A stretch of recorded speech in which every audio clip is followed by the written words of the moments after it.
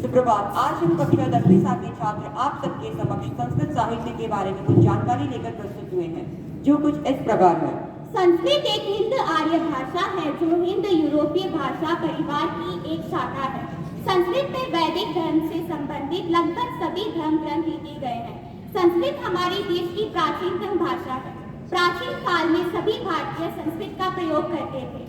समय के साथ विभिन्न प्रांतीय भाषाएं लोकप्रिय हो गई, लेकिन संस्कृत का महत्व अभी भी बरकरार है। सभी प्राचीन ग्रंथ और चारों वेद संस्कृत में हैं। संस्कृत भारत राष्ट्र की एकता का आधार है। संस्कृत भाषा का जो रूप आज मिलता है वही 1000 वर्ष पूर्व था। संस्कृत का स्वरूप पूर्णतः वैज्ञानिक है। इसका व्याकरण पूर्णतः तार्किक और सुधारी भाषिक है। संस्कृत भाषा सभी भाषा की जननी है। संस्कृत का साहित्य बहुत बड़ा है। विश्व की प्राचीनतम लिखित ग्रंथ ऋग्वेद भी इसी भाषा में लिखी गई है।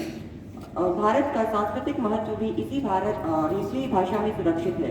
संस्कृत साहित्य में अनेक काव्य रत्न हैं। संस्कृत भाषा के बिना मानव अर्थ शिक्षित होता है। अपने धर्म, अपनी सभ्यता, राष्ट्रीय इतिहास और संस्कृत के ज्ञान के लिए संस्कृत भाषा का ज्ञान आवश्यक है। प्राचीन समय से ही यह भाषा सर्वसाधारण भाषा थी। संस्कृत भाषा सिद्धियों का खजाना है। अब हम इसके संबंधित आपसे कुछ प्रश्न पूछना चाहेंगे। पहला प्रश्न, ग्रंथ ऋग्वेद कौन सी भाषा में लिखी गई है? जी हाँ, आपका उत्तर सही है, संस्कृत भाषा। संस्कृत भाषा किसका खजाना है? मैं अपना प्रश्न दोहराता हूँ, संस्कृत भाषा किसका खजाना है? सही उत्तर है, संस्कृत भाषा सिद्धियों का खजाना है।